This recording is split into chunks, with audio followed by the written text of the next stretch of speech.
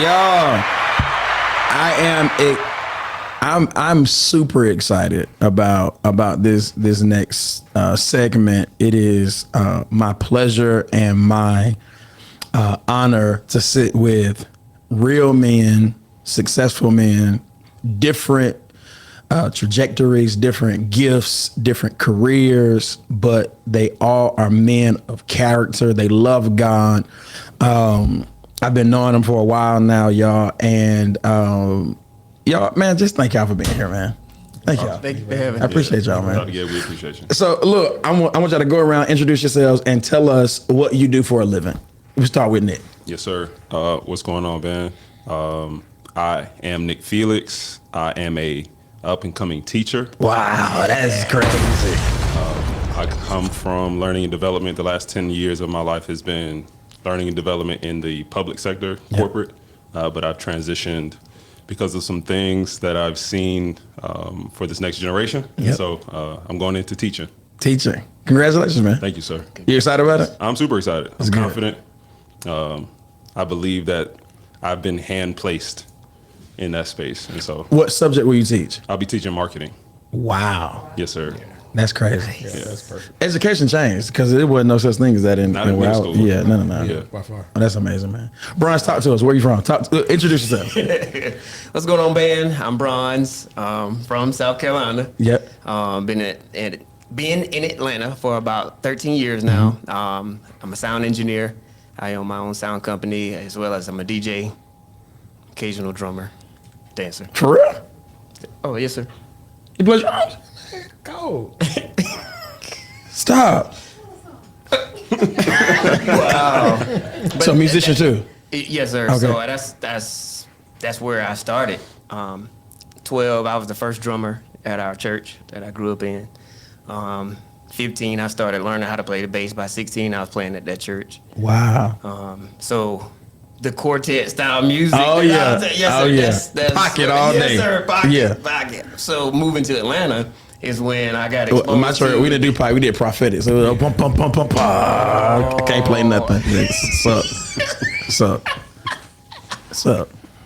Still sup. I'm sorry, keep going. Oh, no, sir. That's it. And you are a martial artist. Oh, yes, sir. And what's the highest level you've reached in martial arts? 2nd degree black belt. That's Did crazy. that come out right? 2nd degree black belt. Yeah. Let me enunciate. Now, I want to say this because it's funny and it is also intriguing. Where do you live?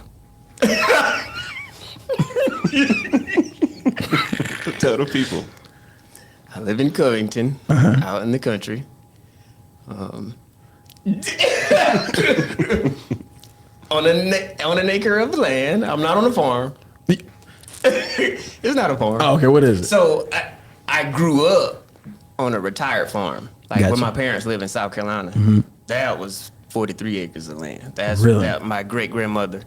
She was a farmer, so they had animals. So, what do you know how to do as it relates to animals and taking care of a farm? Technically nothing. Oh, for real? You know how to? No, sir, because there weren't any animals when I came around. Oh, okay. So it was just the land. So I grew up with go-karts and dirt bikes and four-wheelers on the property. Gotcha. And I would take Granny around on the four-wheeler, and she would show me, this is where our tobacco used to be. This is where the pigs would be. This is where the hogs or the cows would be. Like, we hand cut these trees down. Like, so I learned what that process looked like, but I didn't get the experience hands-on. Just growing up as a kid, sometimes my dad would stop me by guys who had horses. So I would ride horses, but we didn't actually have them. Gotcha. It would just be people he knew, and like, all right, we stopped by, and then I would get to ride horses. So I got into it, which is kind of with the cowboy boots and the All right. spurs and still come around. Now, that's going to come up later. Oh, okay. Everything's going to come up later. So we have a teacher. Yes, sir. We have sound engineer. Yes, sir. On your own business. Yes, sir. Dakar, go ahead. All right, so I'm Dakari Augustus. I am the owner of my own firm. It's a consulting firm, and we do business development, government contracting, and I'm an EV consultant. EV. Now, unpack that a little bit. What's the EV consultant? EV, so electric vehicle consultant. Gotcha. So as opposed to selling the cars, I'm responsible for overseeing my clients who install the chargers. So the chargers that charge an electric vehicle, we do those projects. Now, what made you want to get into that? Did not want to. I think it's what God just walked me into. I was working with an electrical contractor that during the pandemic, he wanted to pivot just doing EVs. In order to install a electric vehicle charging station, it takes an electrician. So they have to be certified. He was a master electrician. So we just took all the business into that field. And then I became the main focus for all those particular contracts. Now, so let's jump into this. I want to ask this question. Nick, what are your hobbies? I like to run. I like to play golf. I like to shoot guns. And anything outdoors, really. Anything outdoors. What are your hobbies, Bronze? The gym, dirt bikes, four-wheelers, martial arts, shooting, fighting. All right, violent over there. Dakar, what are your hobbies? Gym, music, travel. Travel. Yeah. All right, here it is. Is the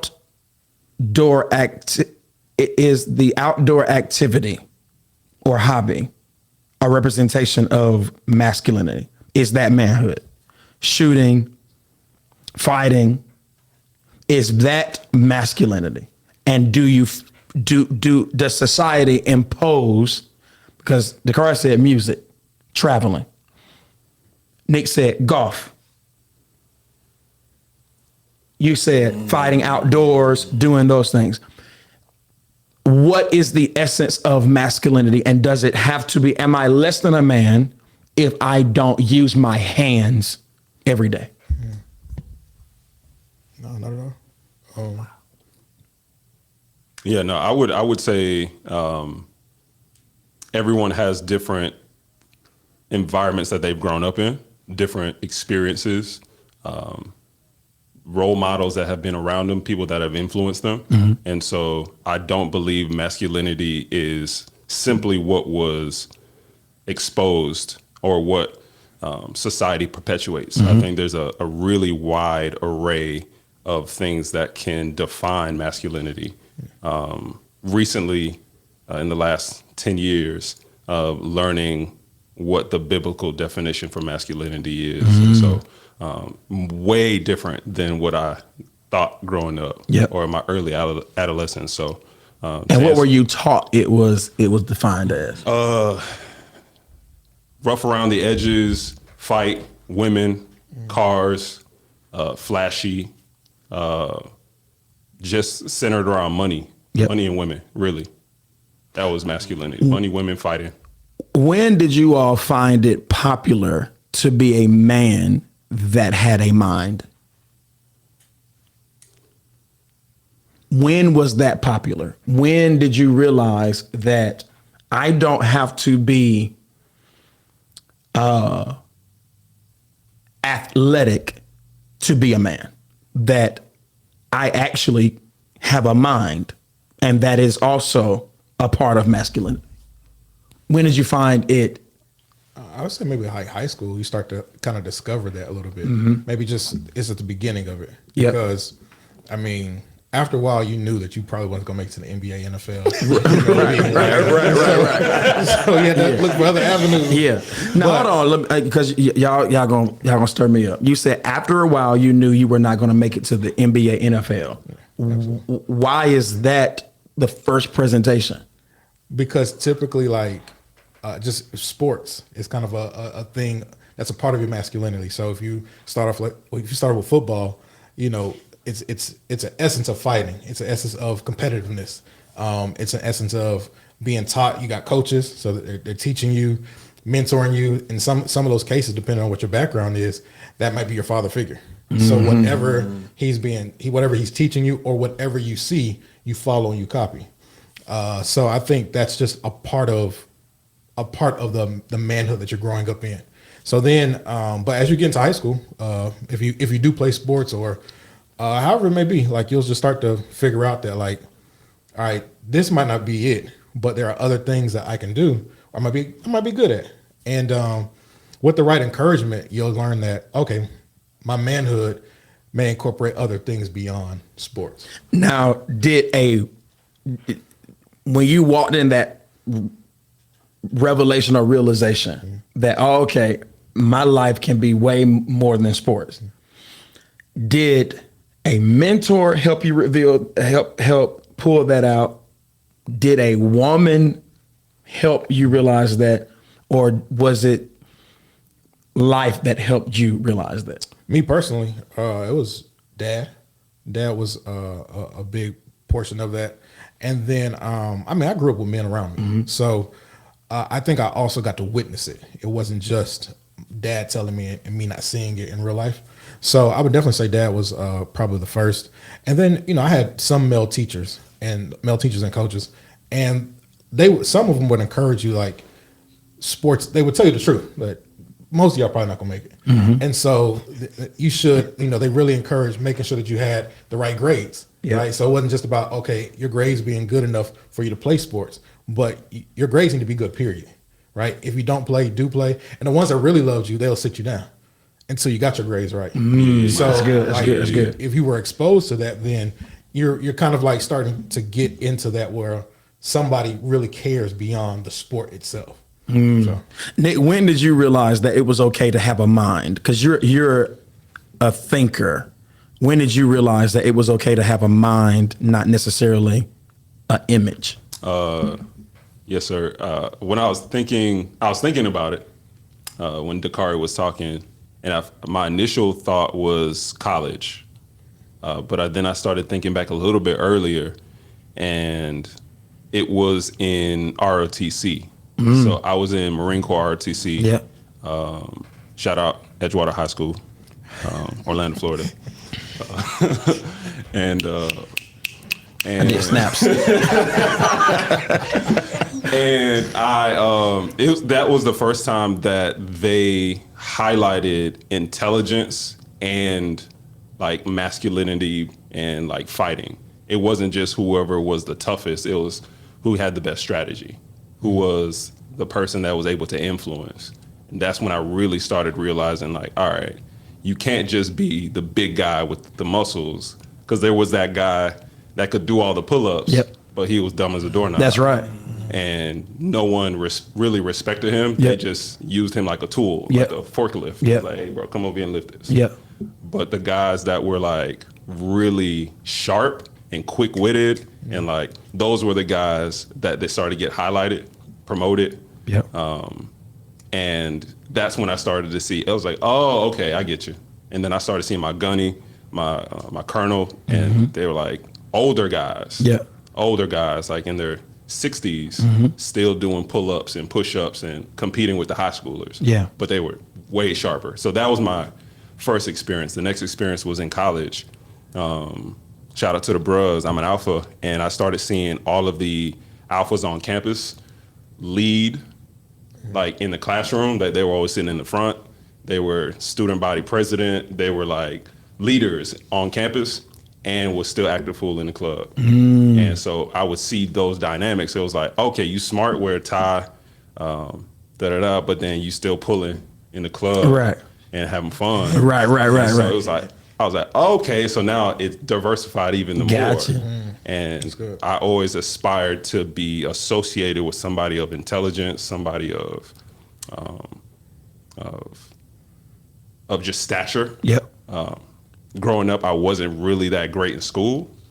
And so that was part of what it was, is like aspiring to be the smart kid that gets all A's and so I wanted to associate myself with that. And so when I saw it was either, in high school, it was either you're kind of like nerd, smart kid, or you're the jock. That's right. Or you're the others. Right. That just be on the outside. Yeah. And so those were to answer your question. Yeah, I was the others. I saw two. Yeah, I was the others. Me too. Yeah, I was the So others. that's what I would say. First in high school with some of the leadership in RTC, and then further when I started seeing Men of Alpha, and then learning about the organization and the forefathers, individuals that also chose Alpha. And I was like, oh yeah, this is different. I'm starting to understand masculinity at a different capacity. Gotcha. So, Gotcha. Bros, let me ask you a question. What is it like being a black man in America? I had to walk with caution. And to kind of cross over with your first question, a lot of that I got from my dad. My dad's a thinker, he's very intelligent. So he would teach me things like, son, when you go in the store, look up before you ask questions, read. You don't want to be the dumb one walking in and you're like, hey, where's this? And it's right in front of your face. All you had to do was read. Read when you enter a place. When you walk in, take your hood off. Take your hands out of your pockets. So my posture is a little different when it comes to those things because I'm cautious and I pay attention to people, their body language, do people seem afraid because at one point I had locks. So a black man with locks, yeah, I had hair.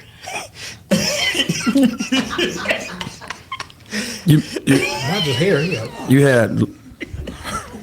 You mean you had a locker? No, sir. I had locks, like they were to my shoulders. Oh man, got to see a picture. I had hair for 9 years.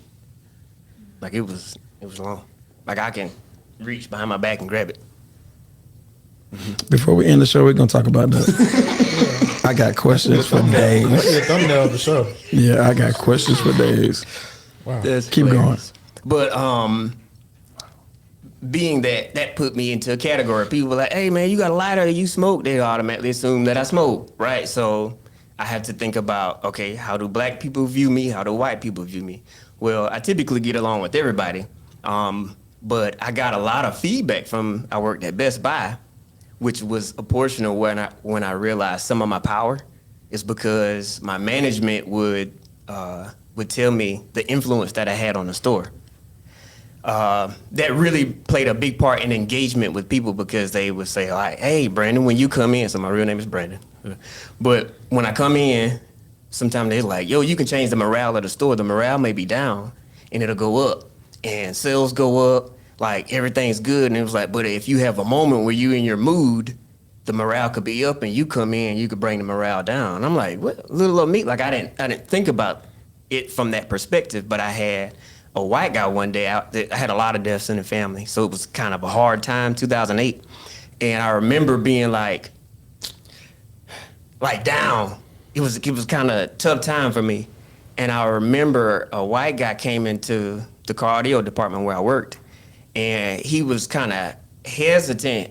And I was like, hey, sir, how you doing? And he was like, oh, you're friendly. And I was like, well, he said, I didn't know what to expect until you opened your mouth. And then it told me, I'm like, I look just like anybody else. A black man with locks. And I was in deep thought at that time, so I don't know what my face looked like. But he approached me with caution.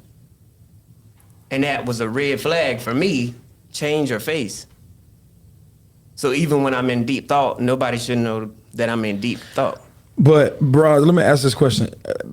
Are we the ones that have to change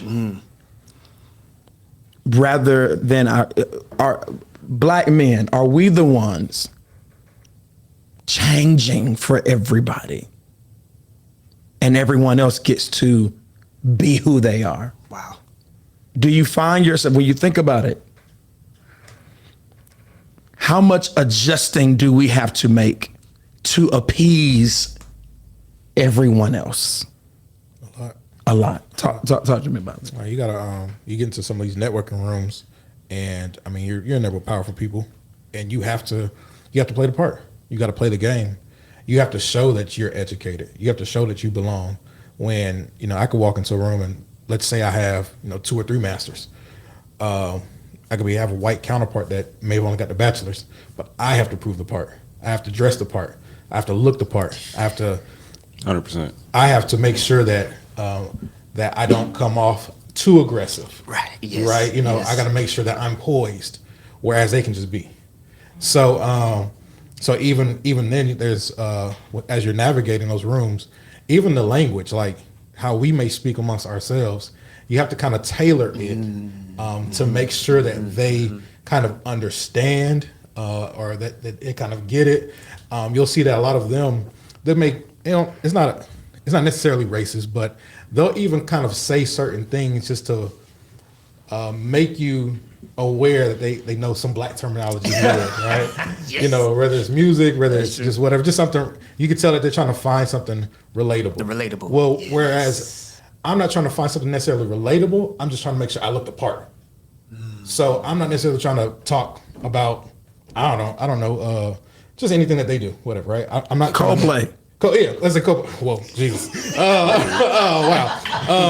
Let's say, Coldplay. Yeah. Just their artists, like, I don't have to walk in and say, as a musician, I have to say, man, have you heard the new such and such, whatever, right? But let's say Drake came on.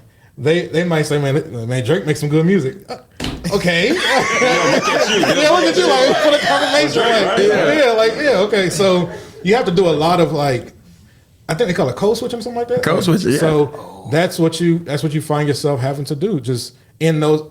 And then when you leave, or you get around your bros, it's a breath of fresh air. You can just be yourself. You can dap up and stuff. When you're in there, you have to do handshakes. They don't know our handshakes and stuff like that. So it's you do a lot of code switching wherever you may go. So that's those networking rooms. But if you go to the grocery store, if you go anywhere, we typically have to make sure we're poised, and then we have to turn around and teach our sons the same thing like your dad was telling you. That's crazy your dad was telling you that. My dad didn't really say that, but it takes me back to, like, man, those have probably been some better lessons for me. Honestly, like, hey, son, when we go into these places, this is what A, B, C, and D you might need to do. And I'll tell you why later, whatever it may be. So I didn't really get those lessons, but it'd have been nice to. Oh, bro, I got those lessons Yeah. all the time, specifically based upon where we lived. It's the environment, the city that we lived in, high crime. So if you got predominantly black or white officers dealing with a predominantly black community, they just see color.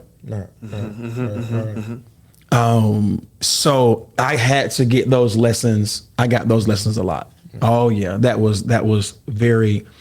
When you were talking, I was like, oh, I'm familiar with that type of. Don't have your hands in your pockets when you're walking around the store. Yes, sir. Oh man, I'm familiar with that. Jeez. And if you got to be emotional, go for it. All right.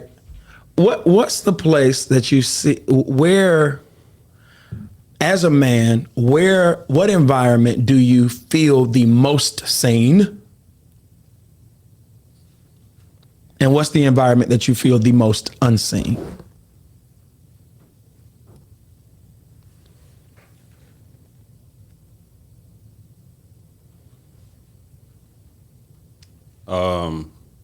I would probably say the environment that I feel the most seen would be an environment where I'm the only one. For instance, if I walk into a room, early in my career, I was blessed enough to get a lot of promotion. And so I found myself in rooms with senior leadership, but I was the only one that looked like me. Mm-hmm. And so I kind of felt like I had a permanent eye or a permanent camera on me. Gotcha. And so it wasn't necessarily like seen from a good way. It was more like I felt like I was always on guard or always on. Yeah. Like I had to be on. Yeah. It felt like I was representing more than just myself. Like I had to change their mindset on guys that look like me. And so I would probably immediately when you said it, that's the space. I remember a specific table I was sitting at, and it was a dinner table. We were in Texas, and I looked around, and it was VP, SVP, like directors, right. And I was like second level management, something like that. And I just kind of felt like I kept seeing people like steal glances at me, like, all right, one, like, what is he doing here? Or let's see what he adds, if he adds, like, does he know how to use his stuff at the table? Like just little stuff. And I'm just like, so that's how I would answer that, the most seen. What about the most unseen? Where do you feel the most unseen? That's a little bit more difficult for me to answer. The most unseen. Yeah, that one would be kind of tough for me to.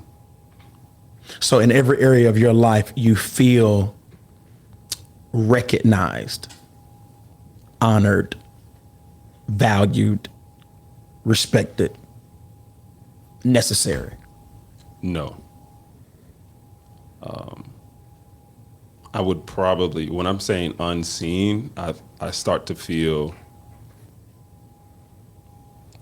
unrepresented or unimportant. That's when I think unseen. I don't necessarily think of myself simply because I tend to be loquacious. I tend to talk a lot. No, That's crazy. where you get that Crazy from? word. And by design, that was something that I just forced myself to do because I was kind of quiet, very quiet. But I have to give it a little bit more thought. Like places where I don't feel important would probably be some of those same tables where I feel super seen. Gotcha. I just don't feel important. At the Gotcha. Okay. Okay. Gotcha. What about you, Bronze? Honestly, the answer would probably be the same environment. So typically on the weekends, I travel with the corporate band, and we do primarily what we're doing our weddings. Sometimes it's corporate events, could be a company. So it could be for, I don't know, we say Verizon, could be their Christmas party or just a wedding, but it's typically, higher upper echelon. Yeah. So what that looks like for me is we arrive, we pull up in a van, trailer. My sound company, I'm providing the sound equipment. We're an all black band. We're typically playing for all Caucasian people. Occasionally there are a few black guests there. Sometimes when we arrive, it's like, oh, hey, you guys are the band. Sometimes when we arrive, no one says anything. And we have to figure out, oh, okay, this is the stage that we're going to set up. Sometimes the bride or groom will walk right past us. The wedding party, the guest, mother, father of the bride, they'll walk right past us. And I've been doing it for years, and I see it. We become visible at sound check. The second we hear the note and they hear, oh, we're going to have a great time today. Like, hey, man, we're so happy and excited to have y'all. But we've been there for 3 hours, and they don't talk to us until we play the first note. That's good. By the end of the night, we're their best friend. And it's like, can we take pictures with a sign out? Yeah, So yeah. that's the dynamic of what it could be on a Saturday with the same audience. So it could be that they're super excited from the time we pull up. Oh, y'all the band, I've been watching y'all on YouTube, I've seen the videos. Or it could be nothing until they hear us play the first note. So it could be the same environment where I'm seen and valued from the time I get there, or not valued at all. We're the help. We're still the slave boys. Go get your violin and entertain our guests. That's right. Because some of these events are on plantations. Literally where we were yesterday, you could see the trees, the low hanging branches, Yeah. hanging branches, Yeah. the low hanging branches. They're on plantations, and we play at a lot of those. They're open and functioning that somehow become golf courses most of the time.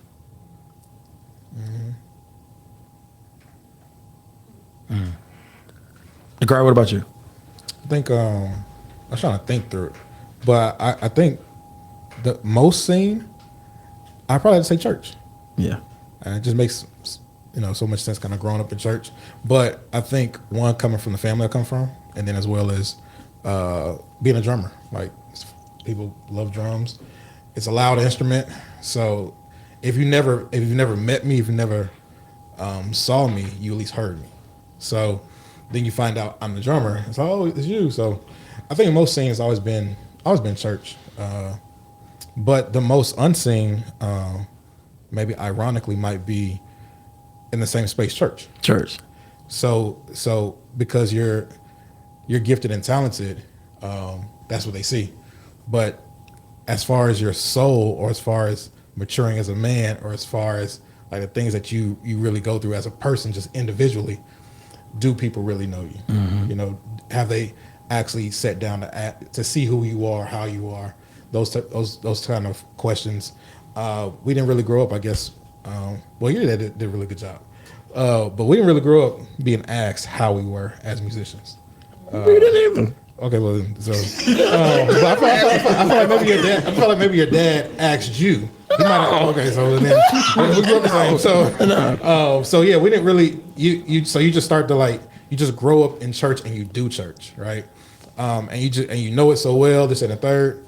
But it wasn't really until kind of coming into to college where you start to hitting the road. That's where it was, hitting the road. Because when I was on the road, we spent all these hours traveling, like driving and stuff, and it was there on the bus or on the van. You spent so much time talking through things that you never could admit. And I was with brothers that this was their time and space to be able to talk about things that they could never admit to anybody. Okay, so let me do this one.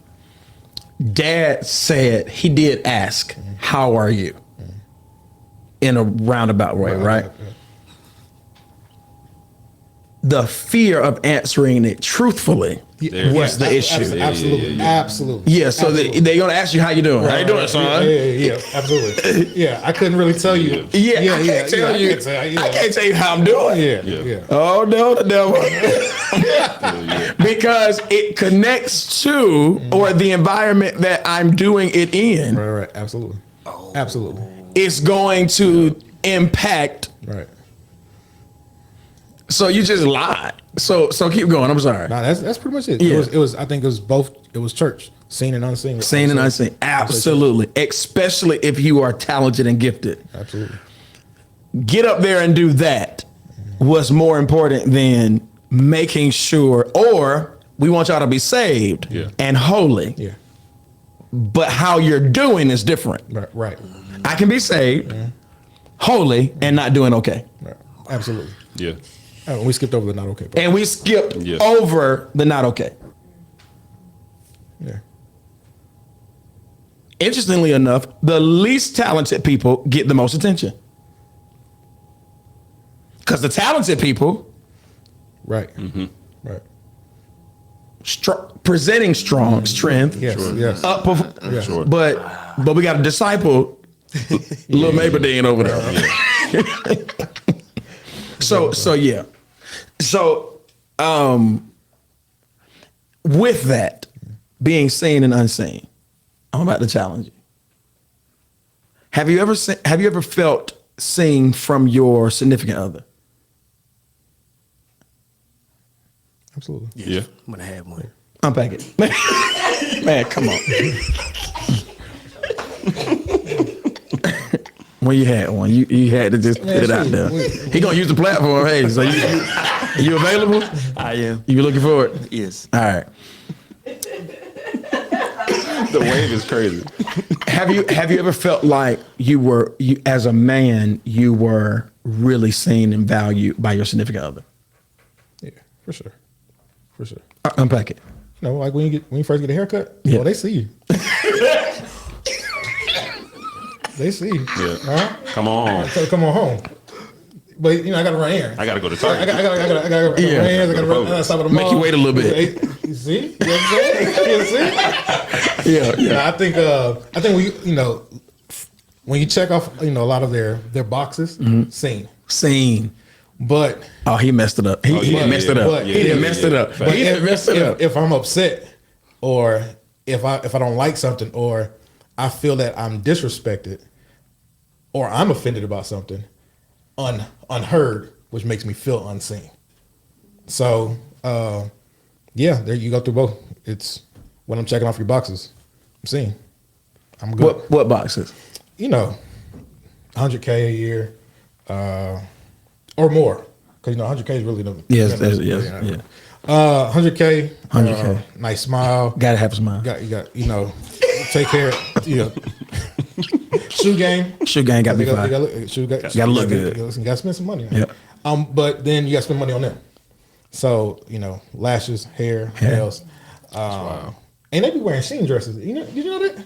Yeah, they be cheap. It's $9. Yeah, But I gotta spend It be real. That Cheyenne stuff. Yeah. So you gotta do all. I mean, you gotta do all those things.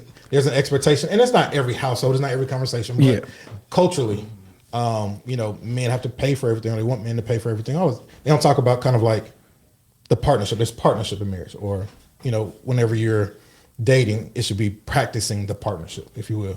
But yeah, you gotta do all. So as long as you're checking off the boxes, you're seen. But the moment that you have a moment where you got to roar, where you got to kind of be a man, or you got to bring correction, or you have to leadership, then it's you get some pushback, you can get some, and then you start to feel like that they don't listen, maybe. So there's just those moments, I think, where you in that space you'll feel it makes you feel unseen because you're unheard. So. I would probably also say there's an element of not being able to be vulnerable so that we're visible. Like there's been times in relationships that I've had in the past where it's like I gotta stand up. I just gotta stay. I gotta present that I'm good. Because if I don't present that I'm good, then it's just off.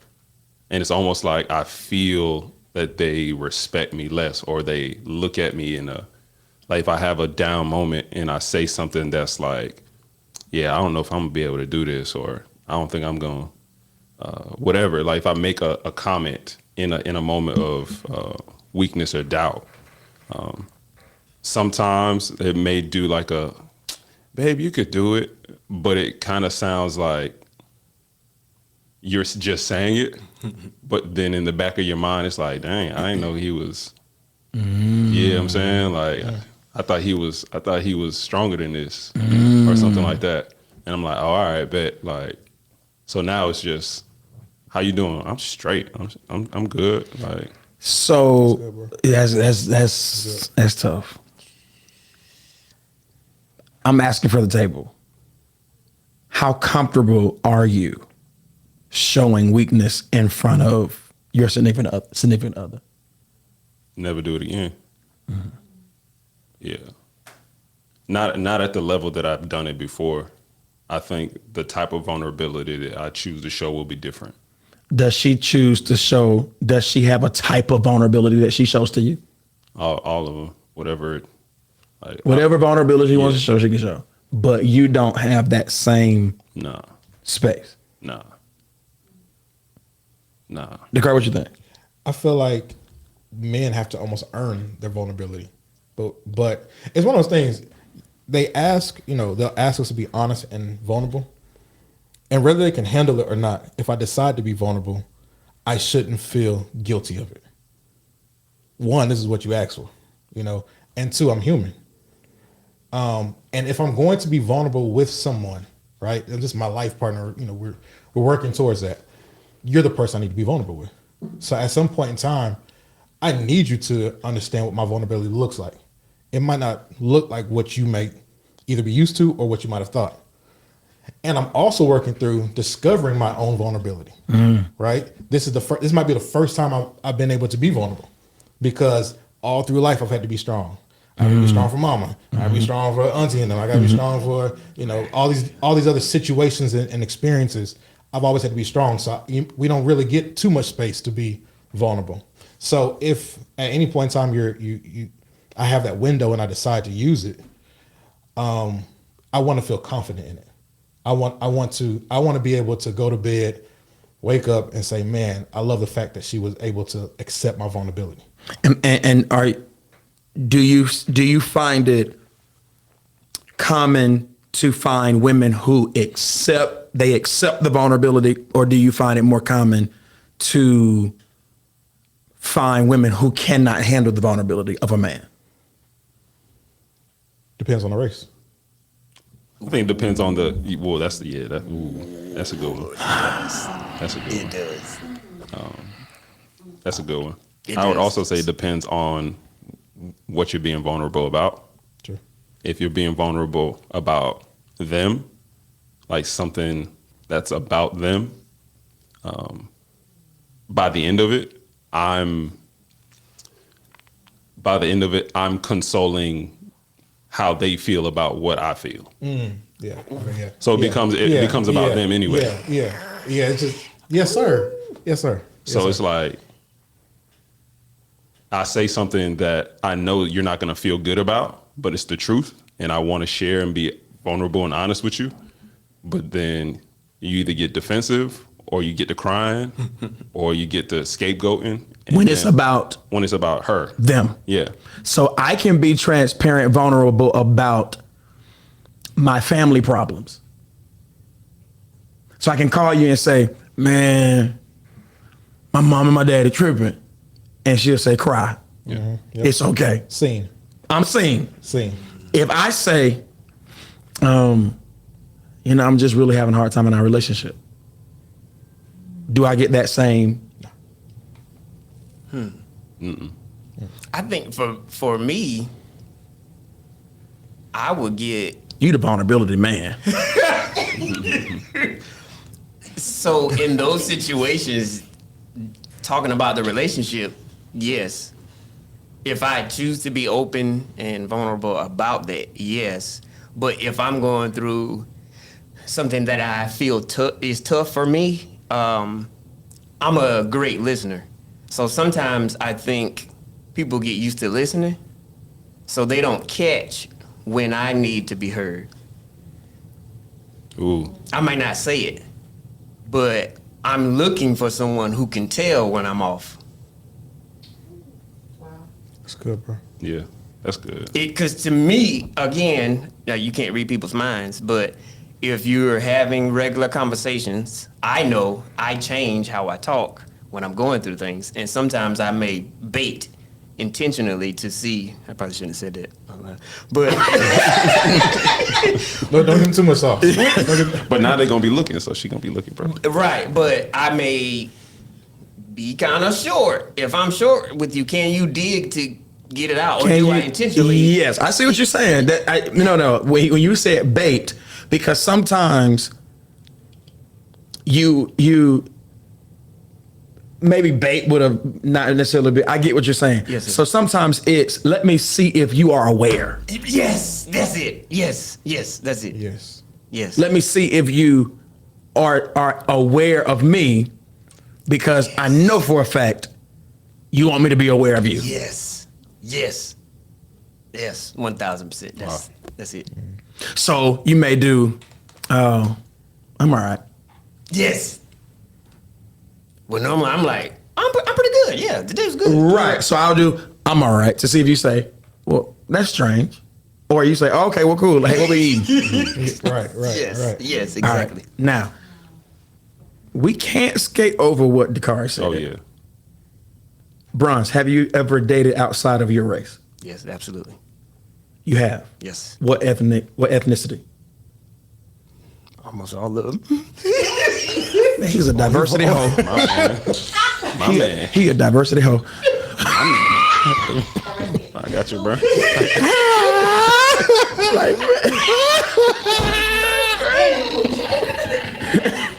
God, all right. Now, you may be the one we need to talk to. I'm just setting you up, bro. I was just, Wow. Me either. All right. Nick, have you dated outside your race before? No, sir. Haven't. All right. Dakar, have you dated outside of your race before? stay true to mine. All right.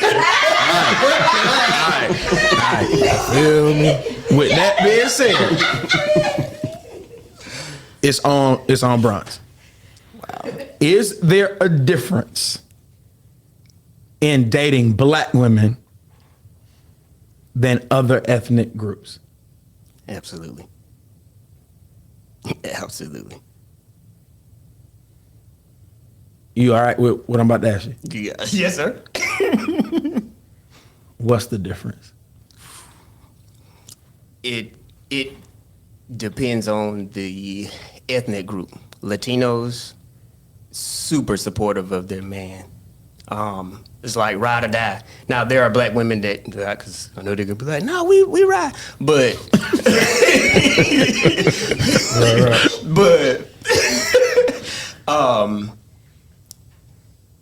seemed like for Asian and Latina, they have this serving mentality, like I'm gonna be there for my man regardless what you need, do this, do that, versus the typical black woman is more so like, maybe if I feel like it, then Nick, everybody that had an attitude, but I've experienced both sides of it.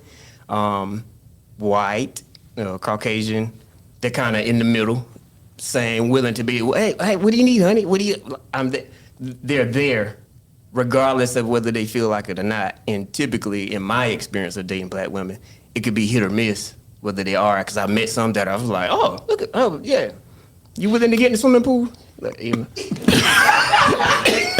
So I guess a better way, Nick, check it out. I guess a better way to ask that question is when you meet a black woman that's extremely supportive and willing, is that a surprise to you? I never thought about that, but In comparison to, yes, I have to say yes. I had to say yes. Yes. And that's actually sad to say, because I mean, I'm black. I have a sister, my mom. And I come from that, like my mom, she's a helper. yeah, My grandmother, great grandmother, they're helpers, but in my experience in dating, there haven't been many that I got that, like, I got your back. Whatever you need, I'm here for you. The servitude, the serving mentality. I don't typically get that from black women. and so you said that Asian and Latina women are more so the Yes, sir. helper, supporter. Yes, sir. White women are what? I'd say kind of in the middle of that, because they can have sometimes where they have them be moody and like, nah, it's weird, or be a brat. Right. Gotcha. Is that- So is it cultural or is it's culture? Yes, sir. Yes, sir. It's culture. Because Asians have a honor culture. Yeah. Oh, yes, sir. Black people don't have an honor culture. No, not as much. Not as much. Not as much. Yes, sir. That's Very, great. yeah, very cultural. Now, Nick, what are you looking for as a man that is now, you're not in your 20s. Right. You see 40 quicker now than you see 29. Yes, sir. What are, when you think about your experience with women and you think about manhood and you're getting older, what do you desire? The one thing. The number one thing that I desire is respect. I want to feel unequivocally respected. My opinion is more important than anybody else's. Anybody else's. Anybody else's. Let's unpack it. Your opinion in her life is more important than her pastor. That's a touchy subject for me, because I understand Yeah. my pastor's opinion in my life is more important than anybody else's. But let's say you didn't have the understanding. And let's say you were just totally oblivious to this concept of kingdom and shepherd, etc. If she came home and said no to what you said because my pastor said, Oh yeah, that's dead. it's dead. That's dead. It's dead all day. You can go on over there. Now, let me ask you this one. If you said no to that because if she said no to that because my daddy said, what's your response? Are we married? No.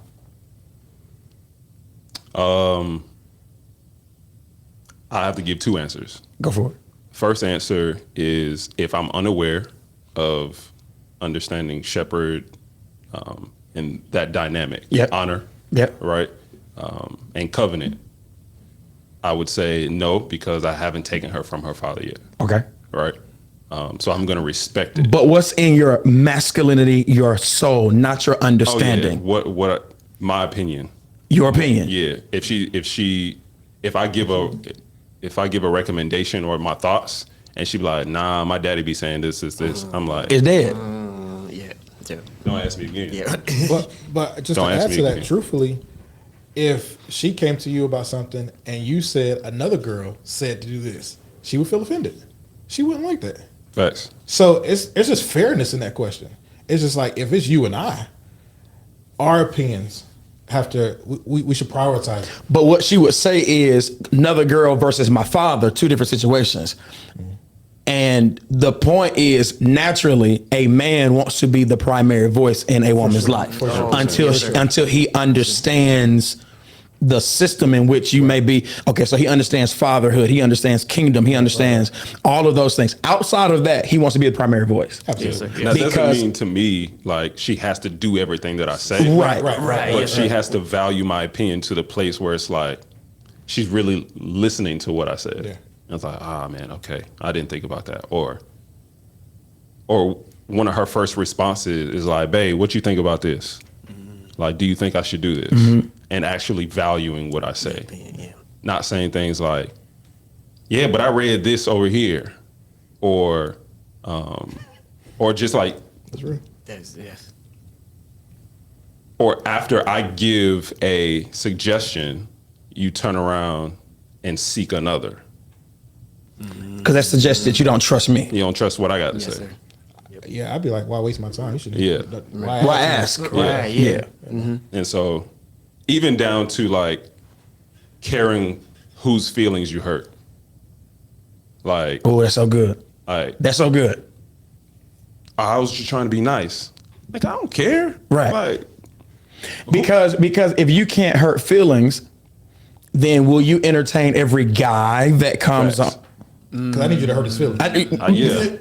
I need him to walk away with his head down. Like, Yeah. Because they want, yeah, Not that one. because the way that you denied a guy is not the way that you want me to deny a woman. So I just told him, no, I'm seeing somebody. All right, but if it were me, you would want me to punch her in her knee. It's like, get away from me, you harlot. That's a response they want. That's the response you want. That's the response. And so I love what you just said there. The response you're saying, I want to trust that you're going to handle situations even if it means hurting somebody's feelings, Yeah. Yep. because that's connected to your trust. And that speaks to respect to me. 100%. That speaks directly to respect. 'Cause What it's is the like- most disrespectful thing you have ever experienced that you're saying, I cannot tolerate this in a relationship?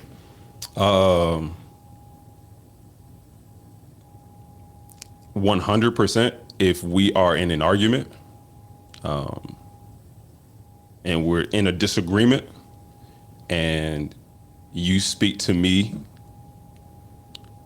Oh, here it is. If you're upset and you'll say whatever out of anger, or like whatever, nigga, or stuff like that, and it's like, cause I'm never gonna call you at your name. I'm never gonna be like, man, B, watch out. You won't. I don't care what's going on. Sure. I don't care what's going on. So like, if you won't speak to your boss or your manager or your father Yes. in that way, even when you're upset, don't speak to me. Yes. If I've seen you control your temper in situations that you would have lost your temper, and I know you would have lost it, but you held it together with poise and like, and you handled it. Do that same for me. Do that same for me. Do it more for me. Right. Yeah, bro, you Yes, preach sir. What about you, Bronze? What's a, and I'm gonna let y'all go. I just want to ask two more questions. What's a non-negotiable for you as a man?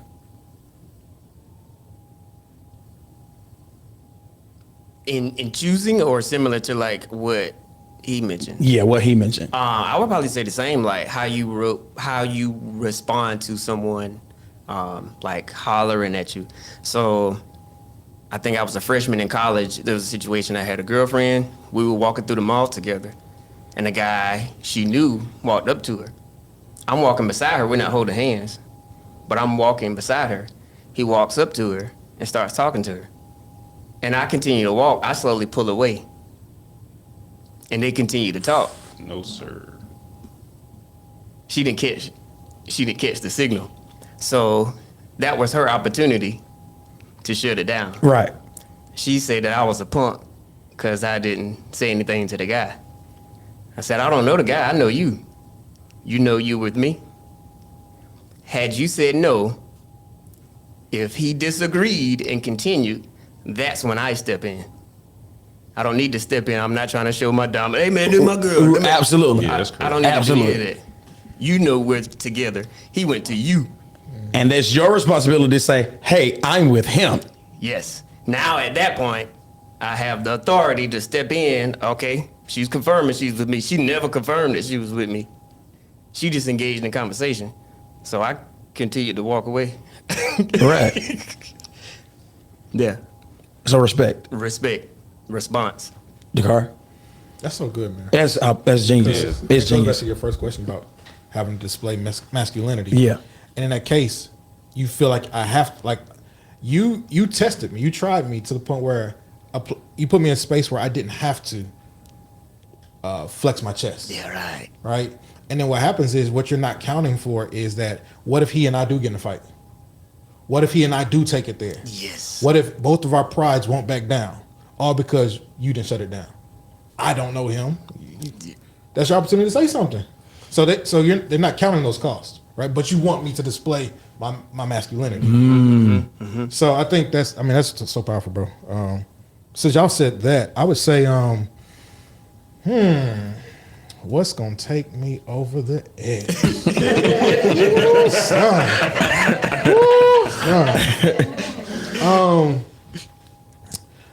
I think so. I think I'm a pretty good communicator, right? And if somebody didn't understand, I feel like I can give you a couple different analogies, right? So we can get to resolution really quick. I think for me, it's like somebody who's not trying to listen, right? Because for me, I want to get to whatever resolution as quickly as possible, right? And I'm in a space now where I try to just be better at listening, understanding whomever you're talking to. And Nick can actually tell you, he's known me beyond, the four walls of church. Yeah. And as boys, man, we've known each other for many years, and we've gotten to like all these friendly arguments, right? And we talk about sports, we talk about music, we be at the house, and it'd be friends over, and it's all of us, like 3 hours gone, and we all talking about whatever. And they know me that when It's I over. start to argue, It's over. Man, like, It's over. This man here. And what I realized is he loved to feed that. Yeah. he loved to feed, and what he realized, like, man, he won't stop. Yeah. Right. And then, but it took like a God moment to be like, yo, you're wasting time on stuff that doesn't matter.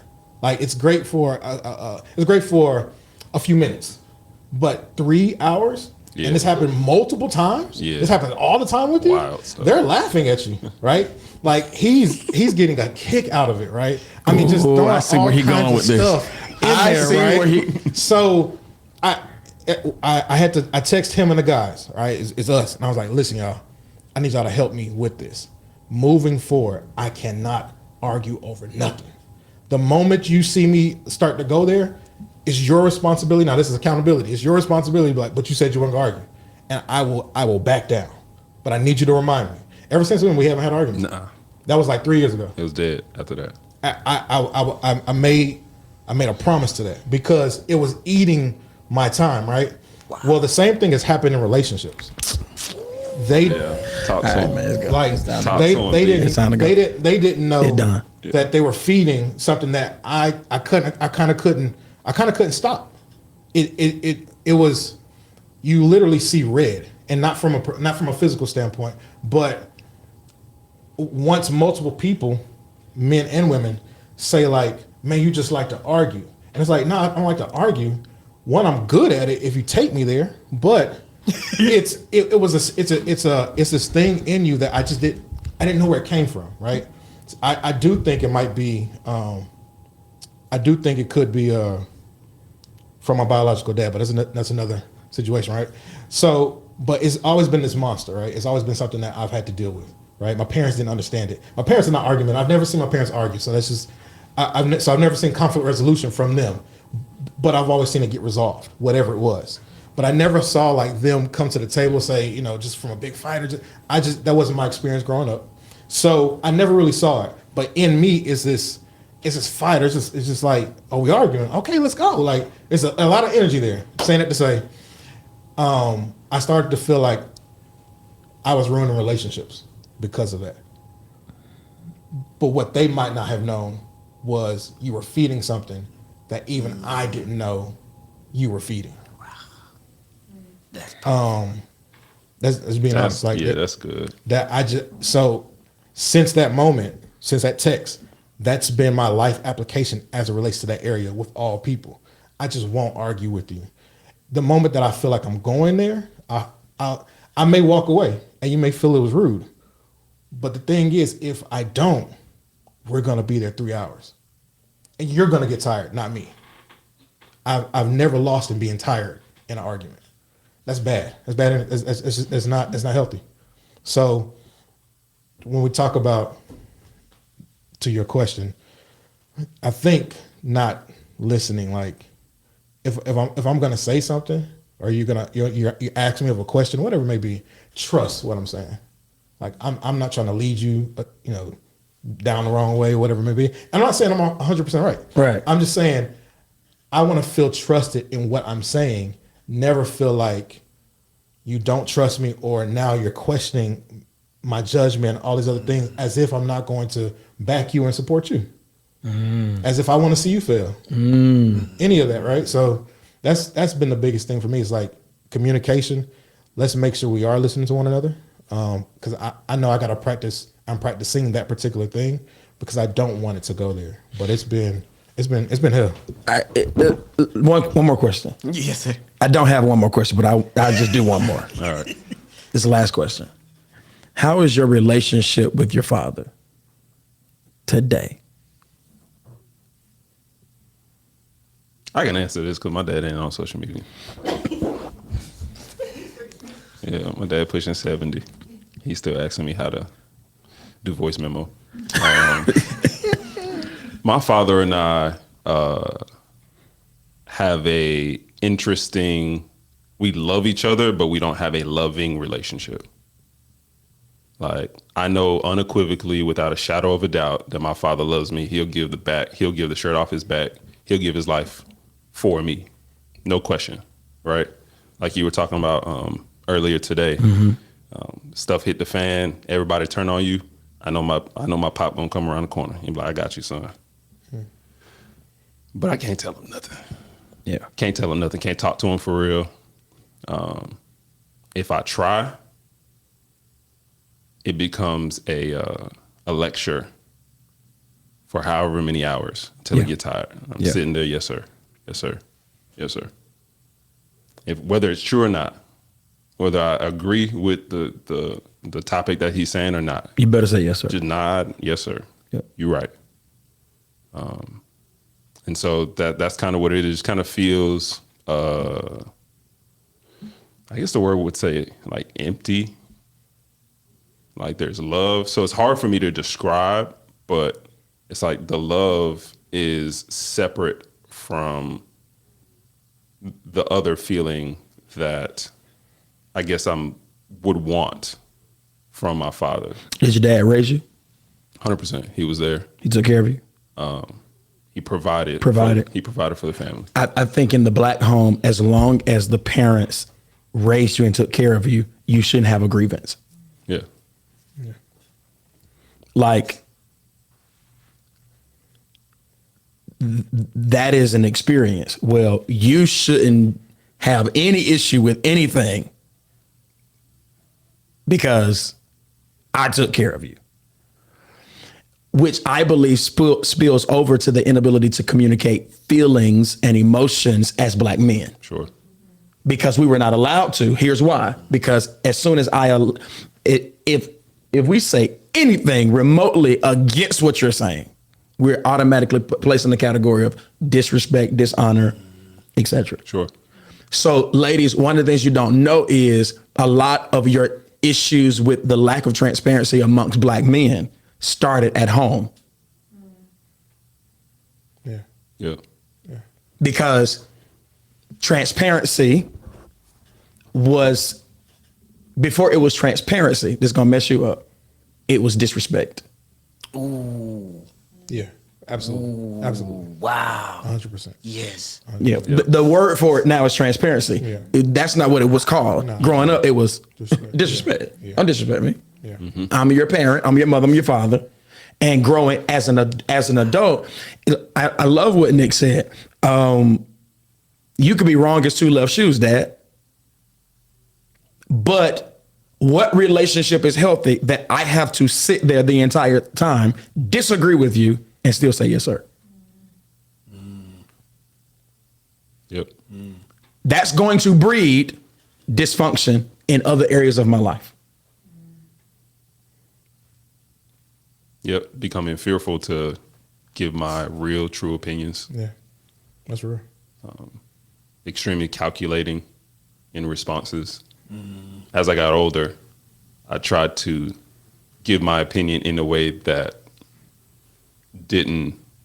It's like I would try my best to still get it out just because I needed to get it out, but I would camouflage it. And so it wasn't really a clear message. It was still me trying to get him to see me more than just the little boy, to respect who he's trained me to become in the first place. Yeah. Like all of these, my opinions and how firm I am on certain things is because of the things that you taught me. So let me translate something, Nick. It's possible that you can raise a kid to be successful, use their mind to be successful, but not use their mind. Right.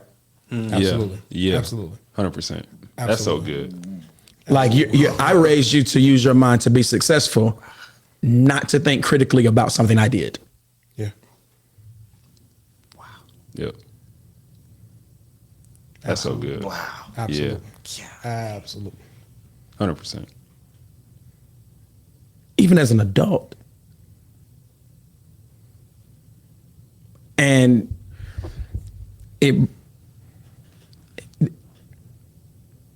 I should never be surprised, Bronze, when you ask me what I think, because no one has ever asked me what I thought before. Yeah. Right. Yeah. That's all. And if you raise your kids, specifically your boys, having never asked them, tell me how you feel, son. Tell me, what do you think? No, go for it. You can completely disagree with me, and I'll bring context to what we're talking about. But if I leave home and the first person that asks me what do I think about something is a coach, I'm automatically about to open up to that coach a lot more Absolutely. than my own parent or father. Absolutely. And they start to feel away when you don't share nothing. When they start to dig. So what's going on with you? They do. None much. None much. Pop. None. Yeah. None. How you feeling? What's going on with the new this? Yeah. It's going good. Yeah, it's good. What's going on with so and so? She's straight. She's straight. That's right. That's right. How you know all this? Yeah. How do you know these responses? Yeah.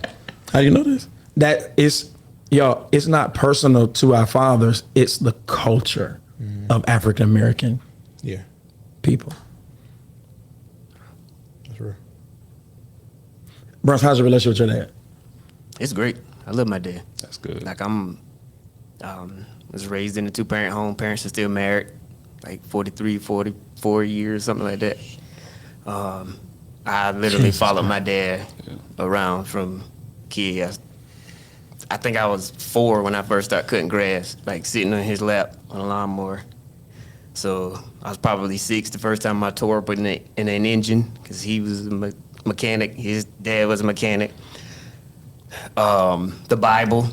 If I'm going through something, he's going to either quote scripture or quote Bruce Lee, because he knows how to. If I'm like not talking, and I'm like, I'm good. He catches the cues, which is probably why I bait. Why you? There we go. There we go. And he knows how to talk to me. Like, oh yeah, like I was watching it. He'll start talking about something else, and then get me talking, and then kind of segue into, what's going on or whatever. Because I remember that in school, and I was like, I didn't feel like talking to nobody today, but I just sat and talked to my dad for 3 hours, and it was intentional. I planned to go to my room and not talk, but he knew how to pull conversation out of me.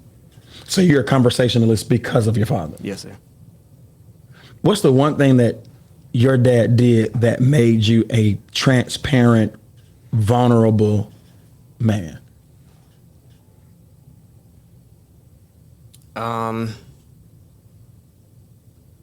I would probably say because one, he's active in church. He has always been active in church. But I would watch him deal with like homeless people or people try to get money from him. He would always ask questions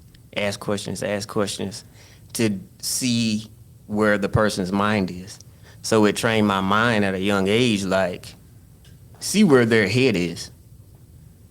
And not just before help. It's just question to see where people's head is in life, where you're going, how you maneuver. He would always say, like, all right, I know black people do it this way. How do white people do it? Which way is the right way? Can I do both and be just twice as strong? So again, he was an intellectual, so it always challenged my thinking. So I'm kind of sensing that he was extremely relational with you. Yes, sir. Yeah, sports, he was there.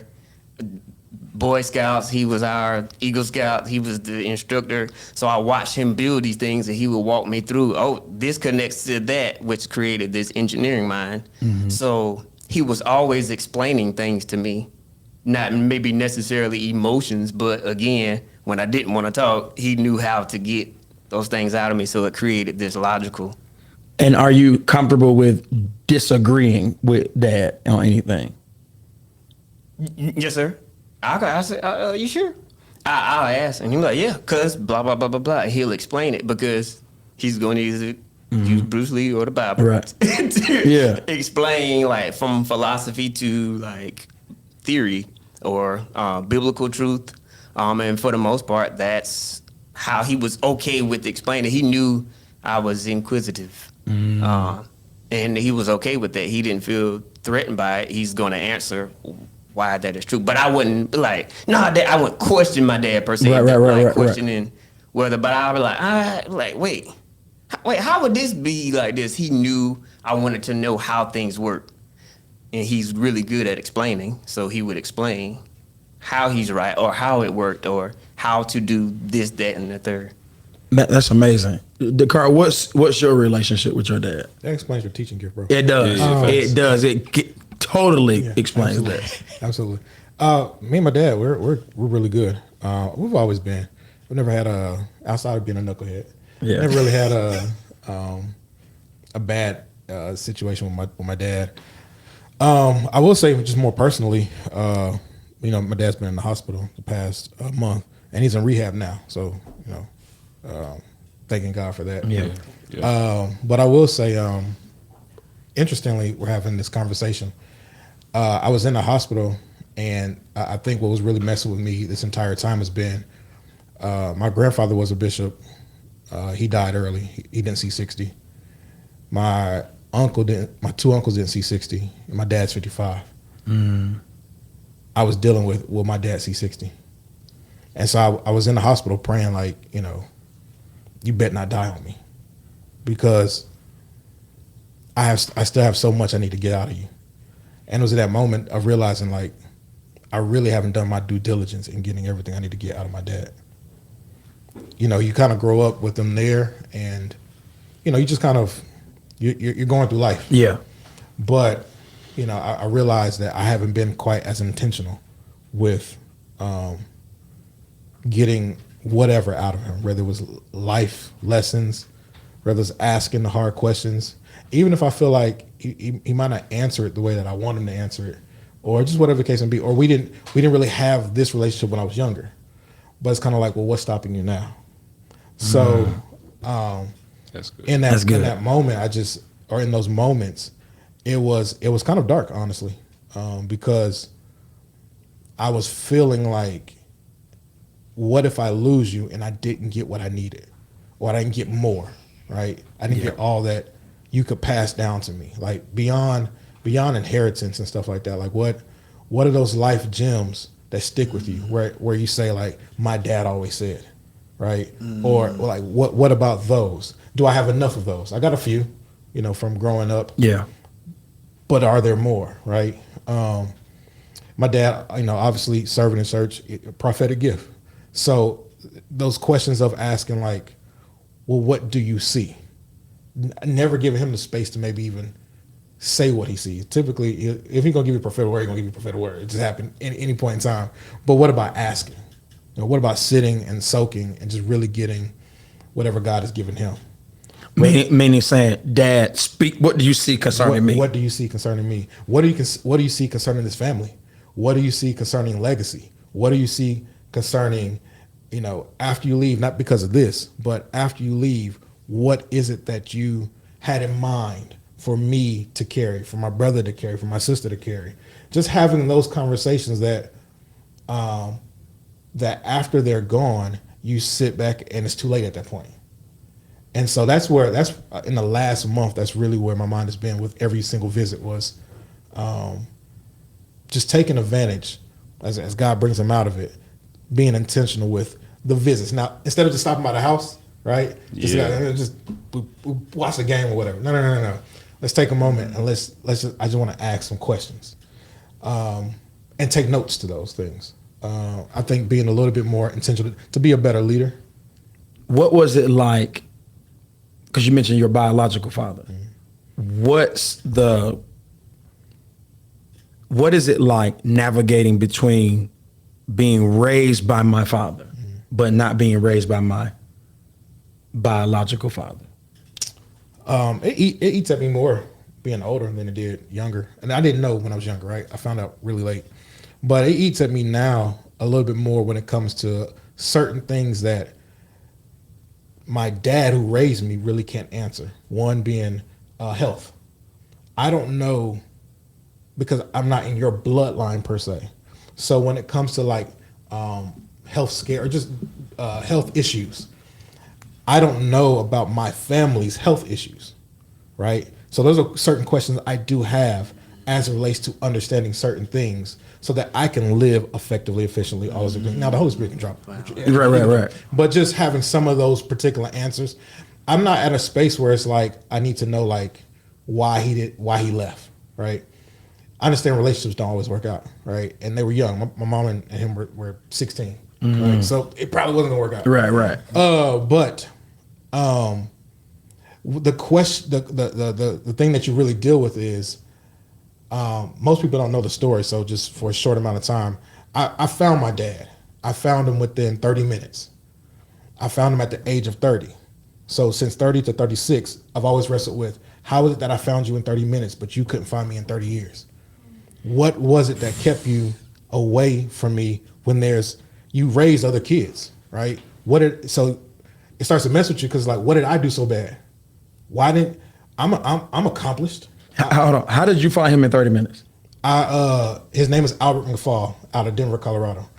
Black man. There's not going to be that many of them there. So when I was just doing research, just Googling, I found a few of them and just started to narrow it down. End up finding I found a relative of his through social media. I lined up 2 social media profile pictures that looked the same. And so I was like, okay, well, this could be him. Well, I'll just start there. I happened to reach out to him. The guy that I reached out to, letting him know that, hey, my father's name is Albert McFall. I'm Dakari Augustus.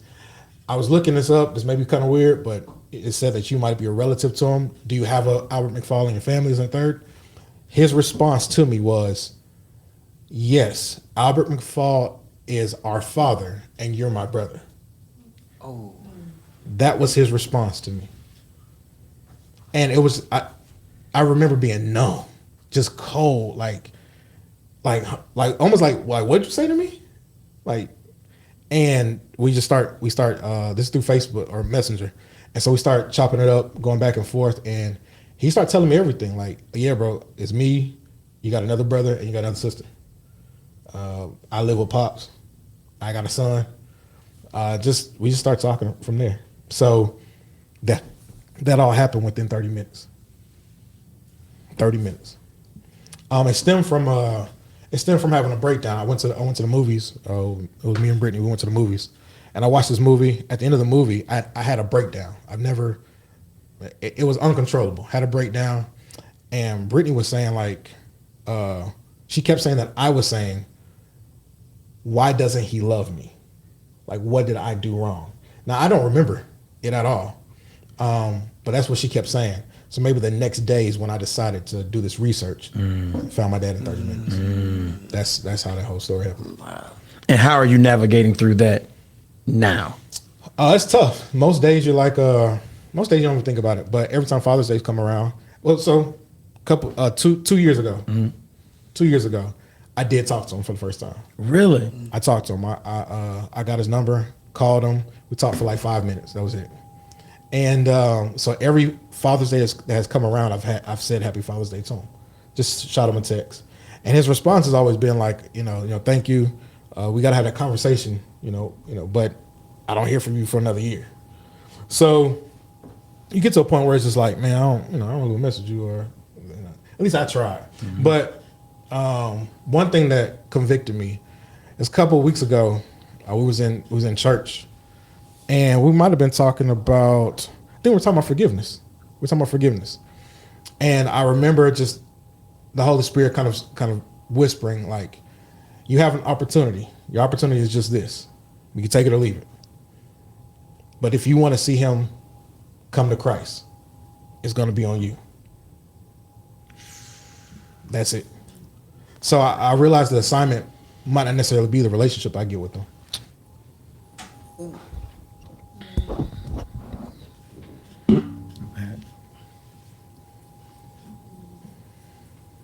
So I've been working through getting up there to see him or finally meet him. Yeah. All right, bro. You gotta stop.